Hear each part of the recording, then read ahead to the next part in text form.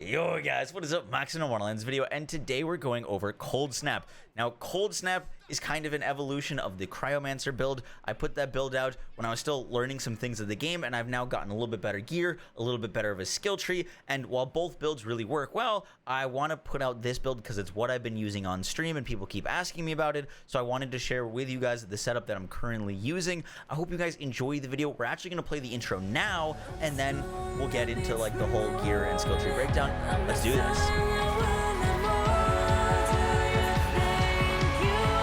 I am inevitable.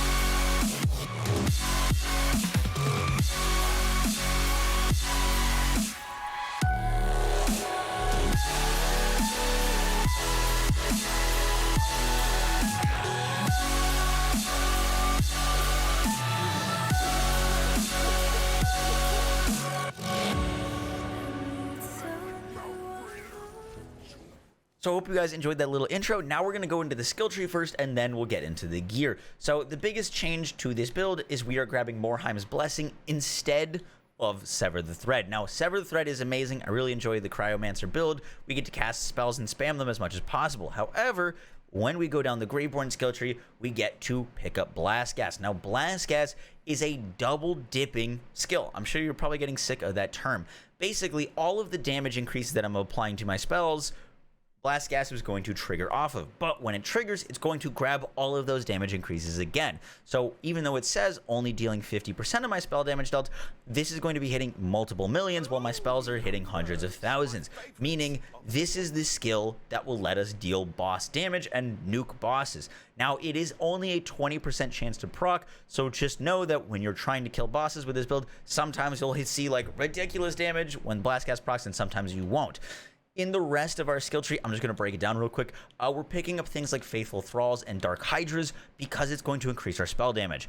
By summoning companions, for example, I'm going to cast a few spells here and throw some companion things out. I now have 6 Faithful Thrall stacks just from throwing some things out.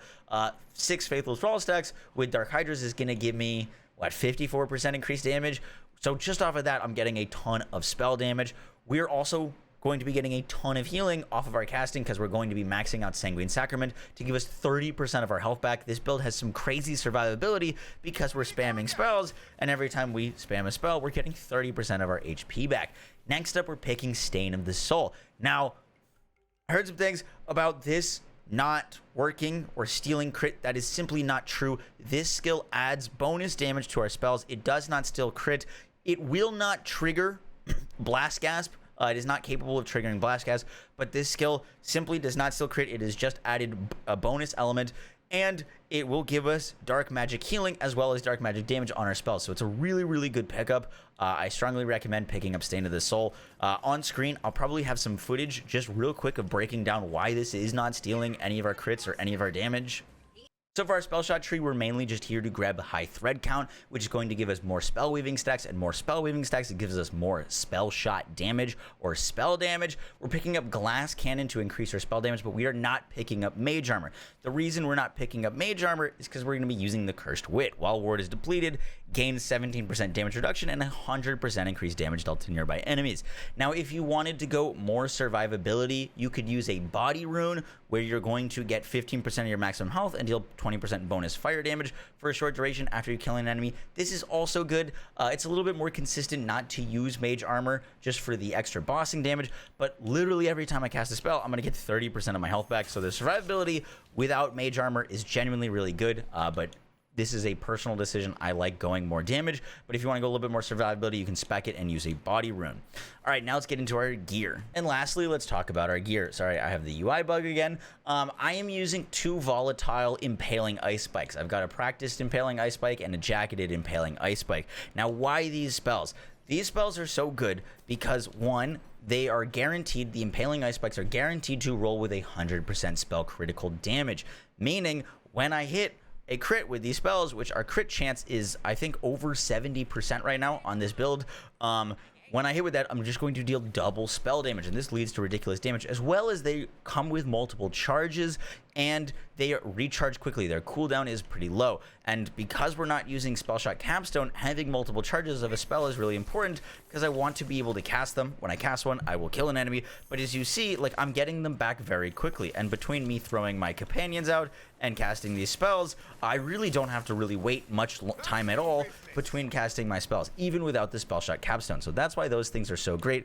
Plus our skill tree, whenever we cast it, we're getting spell cooldown rate, and we've got more spell cooldown right here. So I'm able to spam them, and they deal so much damage. Now next up, I have got for my talisman, I'm using frost damage spell shot power with all damage dealt. I don't have my perfect talisman yet. I'm trying to get this thing, but basically frost damage spell shot power with companion critical hits, increase fate maker critical damage by 30%.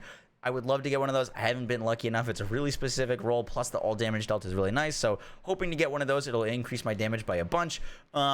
For the weapon that I'm using a glittering whatnot of the chosen. This is the exact same one I used on cryomancer.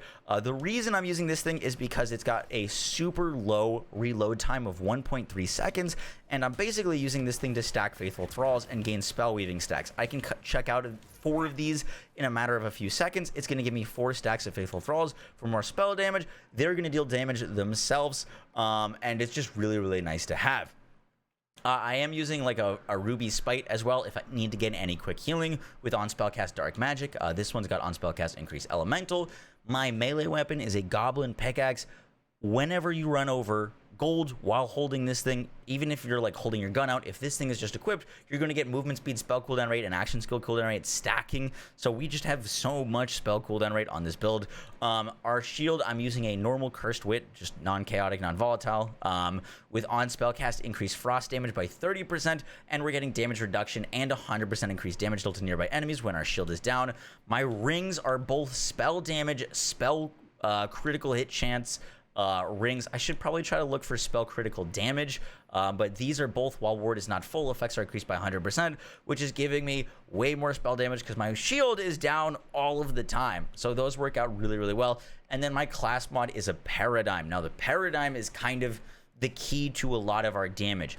The reason the paradigm is so good is it's because it's a conversion class mod. Melee damage and ability damage are increased by 50% of our increased spell damage. My character was talking over me there, but basically, the goal of this class mod is to increase our spell damage as much as possible. I've got, as you can see, crazy spell damage on my rings. I've got crazy spell damage from my spell weaving stacks. I'm getting 39.1% increase of our spell shot passive, which is giving me 10% increased spell damage.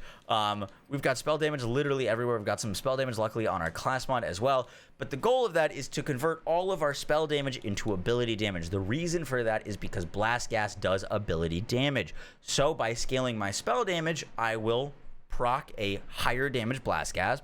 But when blast gas procs, because my ability damage is increased by 50% of my spell damage, I'm going to be getting even more ability damage on this, and that's what helps scale the blast gas to exponential levels of damage. This class mod is kind of a must-have.